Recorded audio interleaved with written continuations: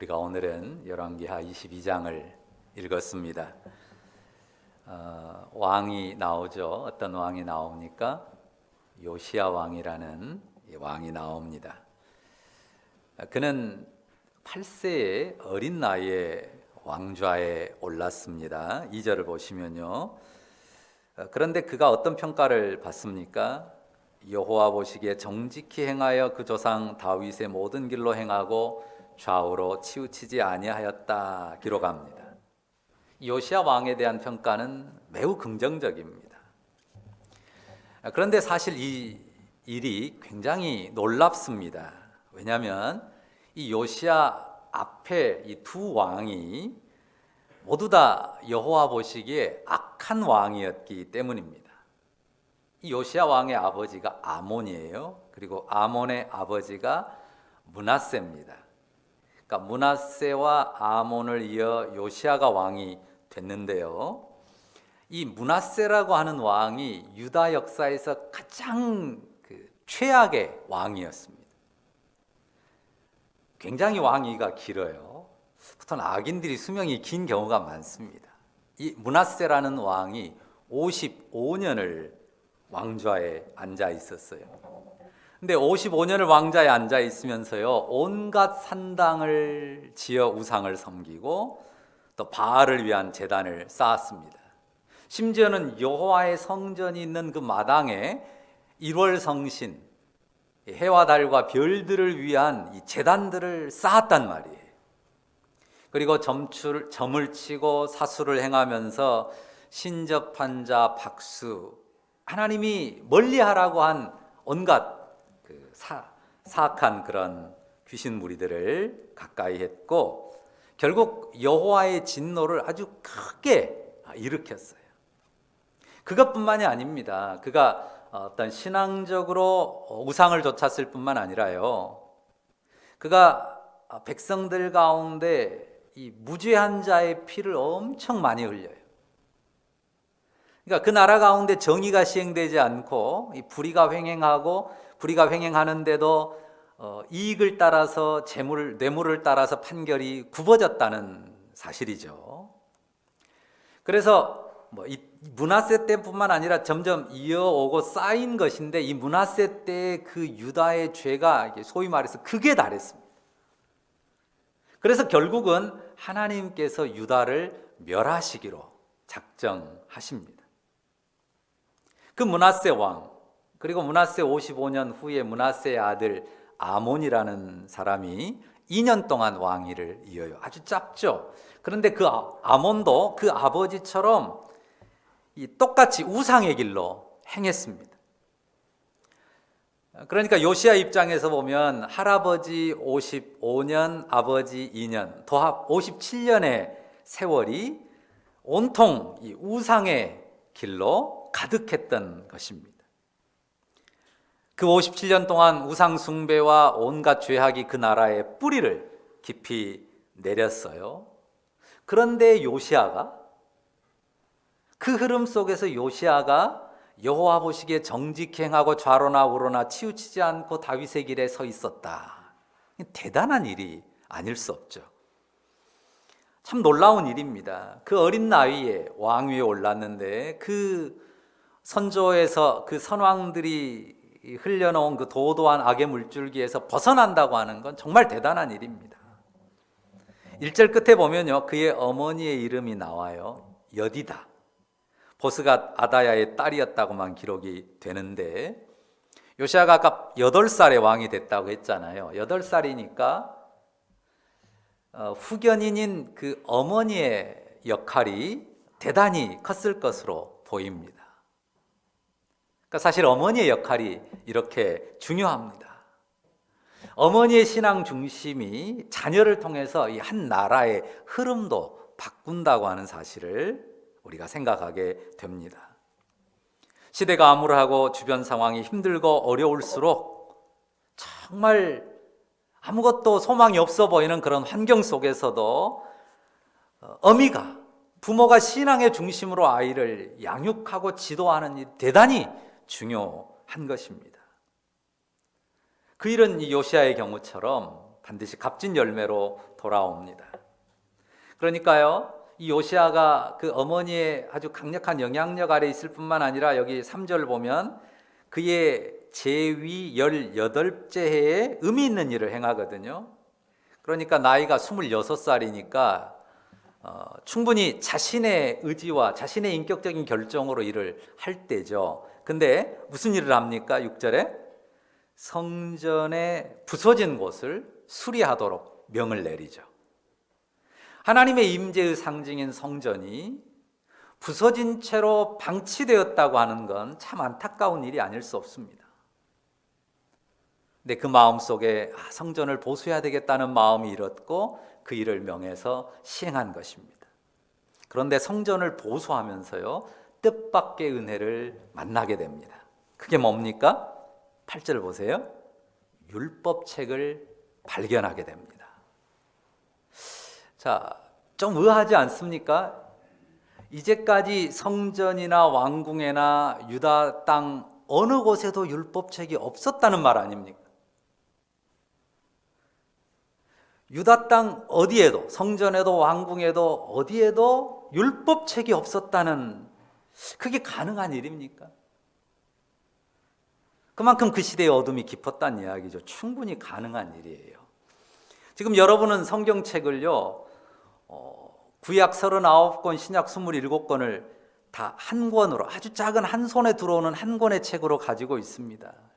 이건 기적 같은 일입니다. 당시에는 지금 같은 이렇게 정말 질이 좋은 종이도 없고 이 얇은 종이에 그렇게 많은 글씨를 써 넣을 수 있는 그런 금속 활자나 인쇄 기술이 없던 때입니다. 짐승의 가죽, 양의 가죽을 벗겨서 그 가죽 피, 양피지라고 하죠. 그것을 잘 처리해 가지고 거기에다가 글을 써요. 근데 그러니까 그것도 아무나 쓸 수 있는 게 아니에요. 특별히 훈련된 사람만 거기다 쓸 수 있고요. 그리고 그 양피지를 마련하는 것도 굉장히 비용이 많이 듭니다. 당시의 성경은 지금 우리처럼 39권, 27권의 구약과 신약이 있는 게 아니고, 물론 선지자의 글도 있지만은 대체적으로 창세기, 출애굽기, 레위기, 민수기, 신명기 5권이었어요. 모세오경이라고 하는데 이 율법책 5권인데 이게 이런 두루마리로 돼 있어요. 양피지에 글을 쓴 거를요, 우리 족자처럼 이렇게 둘둘 마는데 우리 족자 얇은 것이 아니라 한지는 얇게 말아지잖아요. 이 양피지는 말아놓으면 엄청 이렇게 두툼합니다. 이걸 쭉 펴면 몇십 미터도 돼요. 이제 그런 두루마리 하나, 성경 하나를 만든다고 하는데 엄청난 비용도 들고 수고도 대단합니다. 그러니까 정상적인 경우에도 이 성경이 그 사회 속에 많지를 않아요. 개수가 많지를 않습니다. 그런데 아까 말한 것처럼 므낫세 55년, 아몬 2년, 그 57년에 아주 우상이 성행하고 극심한 동안에 그런 많지 않았던 율법책들이 다 어디로 사라진지 모르게 소실되고 사라져 버렸다고 하는 거죠. 제사장들마저도, 율법을 가르쳐야 되는 제사장들마저도 율법책을 가지고 있지 않아요. 그래서 성전 수리 중에 발견된 그 율법책을 그때서야 비로소 본 제사장들이 대부분 아닙니까?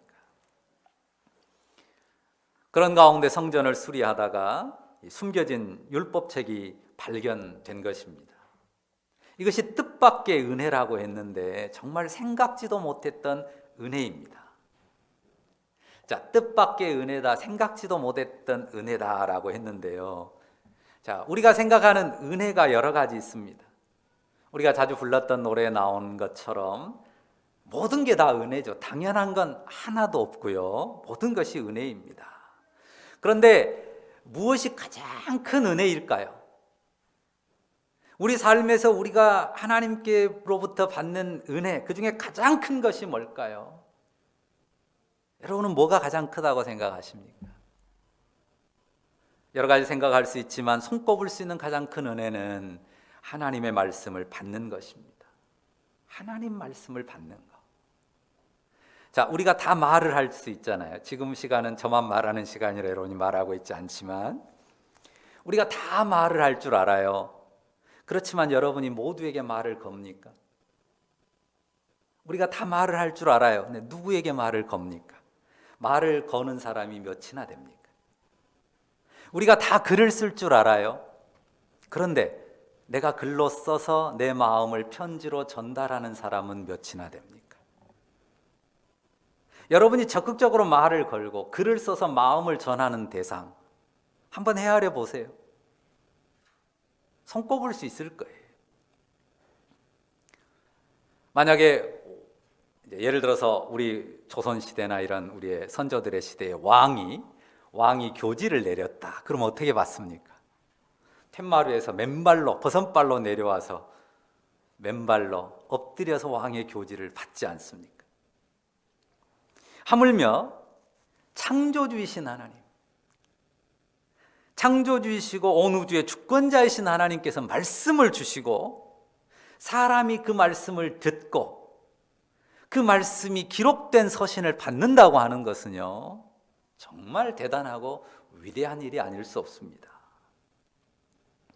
이스라엘이 그동안 상실했던 므낫세와 아몬 치세의 우상으로 점철된 그 시대 속에 상실해버렸던 여호와의 율법책을 되찾았다고 하는 것은 정말로 큰 은혜가 아닐 수 없는 것입니다. 사람들이 찾기를 바라고 발견하기를 바라는 것들이 많죠. 어때요? 사람들이 뭘 그렇게 열심히 찾고자 합니까? 값진 보물도 찾고자 하지만 어떤 사람은 매일같이 46개의 숫자 가운데 6개의 숫자를 가지고 뭔가 대박나는 숫자를 찾으려고 날마다 수고하는 사람도 있습니다. 뭔가 인생의 역전을 가져올 수 있는 대박 찬스를 찾아내려고 사람들이 애쓰죠. 여러분은 여러분의 삶에서 뭐를 발견하고 싶습니까? 진학이나 취업이나 결혼이나 사업 그리고 직장에서 뭔가 성공의 길을 발견하고 싶죠. 많은 돈을 벌고 또 재산을 불리는 법을 찾고 싶어 합니다. 물론 우리가 금은보화, 돈 이런 것도 무시할 건 아니에요. 삶의 질이 그 사람이 얼마나 소유를 가졌느냐에 의해서 상당 부분 결정되기 때문에 중요한 요소인 것은 사실입니다. 하지만 여러분이 또 한 가지 아는 것 있잖아요. 그렇지만 그게 절대 행복의 가치는 아니라는 것 누구나 다 아는 사실입니다. 우리가 6.25 전쟁으로 폐해가 된 땅에서 50년대, 60년대를 살 때는 절대 빈곤 국가였습니다. 서양의 여러 나라들의 원조를 받아야 했고 원조가 없으면 살기가 어려웠습니다. 그런 최후진 국가였습니다. 그런데 2010년에 우리나라가 OECD 국가들 가운데서 DAC라고 개발원조위원회에 가입을 했어요. 그러니까 원조 받던 나라가 원조를 주는 나라로 바뀐 이 세계 역사에 처음 있는 사례예요. 그리고 올해 7월에는요, 우리나라가 이 웅크타드라고 있는데요, 그 UN 무역개발회의라는 데서 이 개도국, 선진국 그룹을 구분해 놨는데 공식적으로 우리나라가 선진국 그룹으로 편입이 됐습니다. 세계사에 유례없는 그런 발전을 우리나라가 이루었어요. 아주 절대 빈곤에서 탈출했습니다. 그런데 우리 사회에 여전히 이 사회에 대한 탄식의 소리가 많지 않습니까? 헬 조선이라고 그래요. 헬이 뭐예요? 지옥이란 뜻이에요. 이 지옥 같은 이 한반도 땅이 지옥의 땅이라는 그런 고백입니다. 근데 어떤 사람은 참 지옥 같은 땅이라고 그렇게 한탄하는가 하면요, 이 탈북 유튜버 같은 경우는 내용들을 보면 대한민국은 천국이다. 어디를 비교하니까 그래요? 북한을 비교하니까 천국이라는 거예요. 재활용 창고에 가득 쌓인 옷들을 보고 저런 옷들을 왜 버렸을까? 가구를 보면서 저런 가구를 왜 버렸을까? 그냥 제대로 트지도 않은 그런 음식물들을 통째로 막 버리는 것을 보면서 저런 음식 어떻게 버릴까? 그냥 북한에서 최고 명품으로 다 쓰일 수 있는 것들을 그냥 버리고 살아가는 이 땅은 그야말로 천국이라고 생각합니다. 여전히 굶주리고 고난 가운데 살아가는 백성들을 생각하면 가슴이 아픈 것입니다. 그러니까 우리 사회의 허탈감이라고 하는 건 뭐예요? 절대 빈곤에서는 완전히 벗어났단 말이에요. 다 상대적인 빈곤감입니다. 불평등과 불공정이 해소되지 않았다고 느끼고 부의 양극화가 점점 심화됐다고 느끼기 때문에, 그리고 그 가운데서 무한 탐욕을 줬고 무한 경쟁의 파도 속에 휩쓸리니까, 그리고 그 가운데 상대의 가치의 우위를 점하기 위해서 전력하다 보니까 삶이 피곤합니다. 힘겹습니다.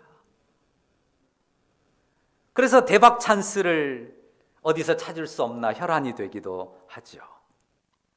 그러니까 여전히 삶이 고통과 허탈감에 소용돌이를 헤어나지 못합니다. 이 비교 대상에 따라 바뀌는 상대 가치, 그게 아닌 이 절대 가치의 보화가 우리에게 필요해요. 그런 보화가 있습니까? 맞죠?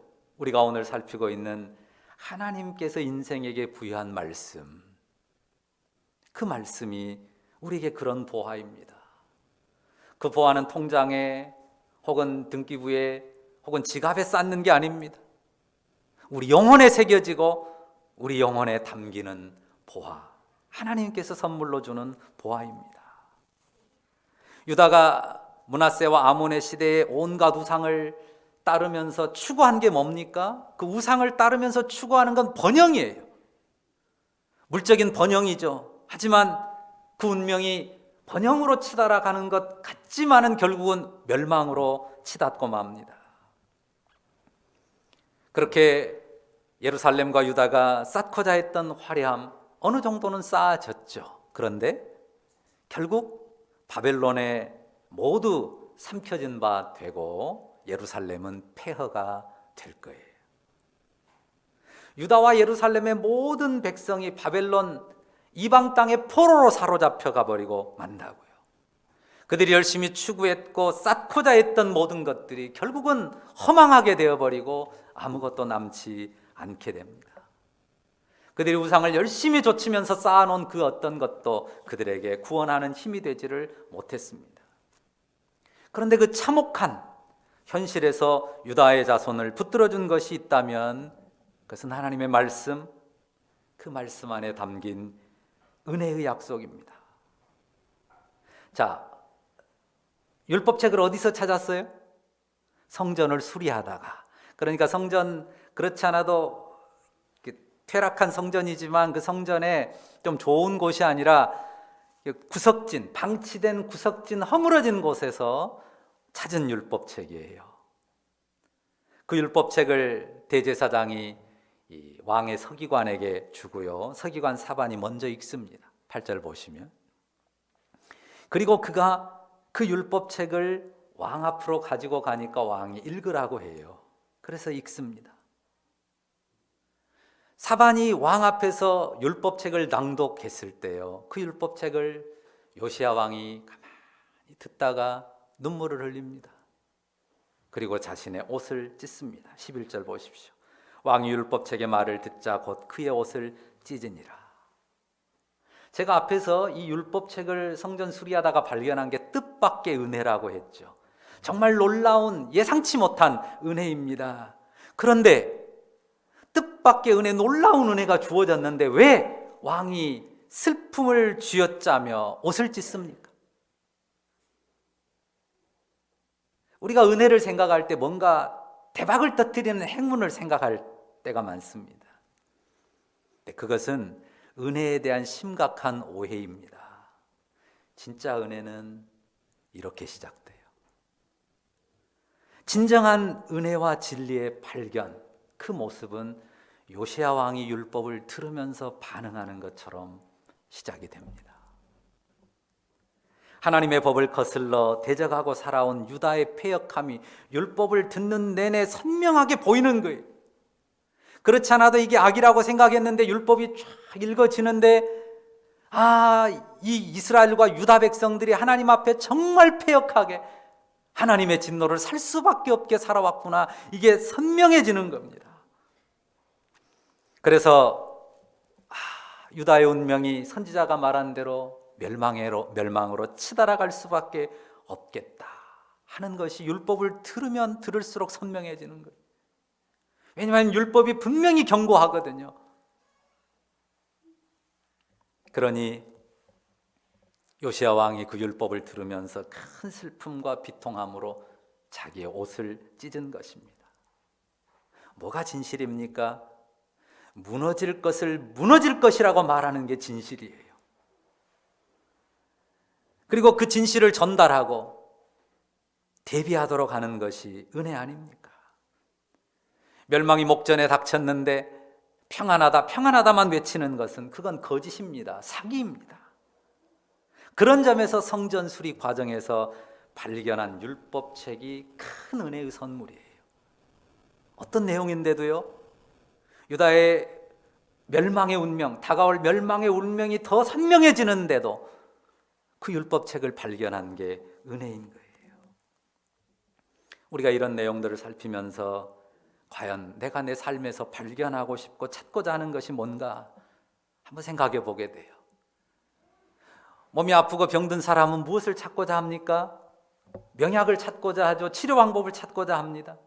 또 많은 사람들이 성공의 지름길, 쉽게 돈 벌고 부자 되는 비법 발견하기를 원합니다. 그런 사람들이 많습니다. 그런 것들도 나쁜 건 아니에요. 귀한 발견일 수 있어요. 하지만 분명한 건 뭡니까? 그것은 영원한 게 아니라는 거예요. 좋은 치료법을 찾아서 고칠 수 있습니다. 그래도 3년, 5년, 10년 가면 결국은 다시 죽음으로 흩어지게 되고요. 아무리 많은 것을 쌓아도 우리가 다 알잖아요. 내 손으로 끝까지 쥐는 게 아니라 결국은 다 놓고 빈손으로 가는 것 아닙니까? 가장 귀한 발견, 우리 인생의 가장 귀한 발견은 하나님의 말씀입니다. 그 말씀 앞에서 내 영혼의 벌거벗음, 비참함을 알고 옷을 찢게 만드는 말씀. 여러분은 그런 말씀을 여러분의 영혼에 발견하셨습니까? 말씀 앞에 울며 탄식하면서 가난한 인생을 감싸주는 주님의 위로의 말씀, 그런 말씀을 영혼에 담고 있습니까? 하늘아버지의 용납과 사랑, 그 은혜를 전해주는 말씀, 그 말씀 앞에 무릎을 꿇어 봤습니까? 우리의 삶의 가장 소중한 발견은 다른 무엇이 아닙니다. 그 말씀을 내 영혼의 보화로 발견하는 이것입니다. 우리가 우리의 자녀들에게, 우리가 사랑하는 사람에게 안겨줄 수 있는 최고의 선물도 바로 그 보화를 영혼에 담아주는 것입니다. 그러면 내가 망하고 우리 나라가 망하고 모든 주변이 다 망하는 가운데도 그 말씀의 약속을 담은 그 영혼은 빛을 잃지 않고 고난 가운데서도 능히 일어날 것입니다. 요시야 왕이요, 이 율법책을 발견하고도요, 결국은 유다가 멸망해요. 그게 이미 하나님께서 정한 운명입니다. 그런데 요시야 왕이 율법책을 발견해서 그 율법책을 많이 복사했어요. 그리고 그 율법책이 결국은 멸망한 유다와 예루살렘은 폐허가 되어 멸망하는데요, 그 폐허와 멸망 속에서 이 요시야 때 복사한 그 율법의 말씀들을 소중하게 껴안고 바벨론으로 포로해 갔어요. 그리고 안식일마다 율법을 읽고 낭독해서 들려줬고 그 말씀을 들으면서 소망을 삼았어요. 왜요? 율법 안에 땅 하늘 저 끝까지 하나님이 내치셨을지라도 너희가 회개하고 돌이키면 다시 회복한다는 약속의 말씀이 있거든요. 그 율법을 읽으면서 그들이 자신들의 죄를 깨트리고 회개하면서 하나님의 소망, 회복의 소망을 품었습니다.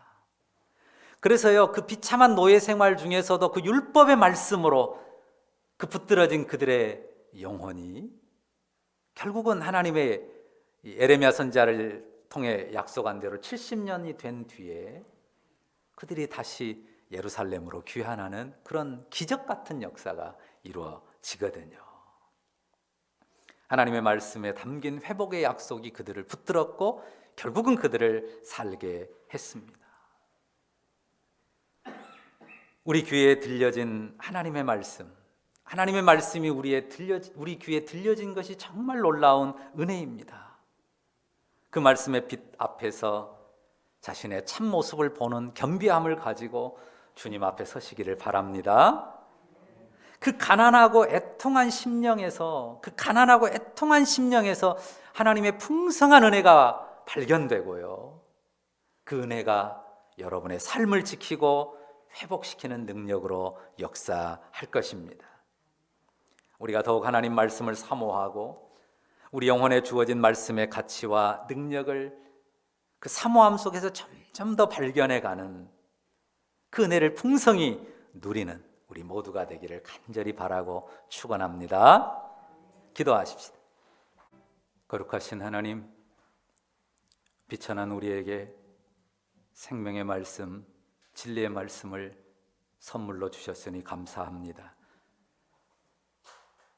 그 생명의 말씀 우리 영혼에 새기고 그 말씀 앞에 발견되는 우리의 비천함과 초라함을 들고서 하나님의 은혜의 다스림 가운데 나아가는, 그 가운데 하나님의 위로와 우리 하나님의 치유와 회복의 은혜를 발견하는 우리, 그래서 세상의 가치에 휘둘리지 아니하고 상대 가치의 소용돌이 속에 빠지지 아니하고 우리 하나님 은혜 안에 사는 절대 평안과 능력으로 세상을 이겨가는 하나님의 사람들 되게 하셨으니 감사합니다. 그 능력과 힘을 더욱더 우리 삶에서 경험하고 누려가는 주의 백성들 다 되게 하옵소서. 예수님 이름으로 기도합니다. 아멘.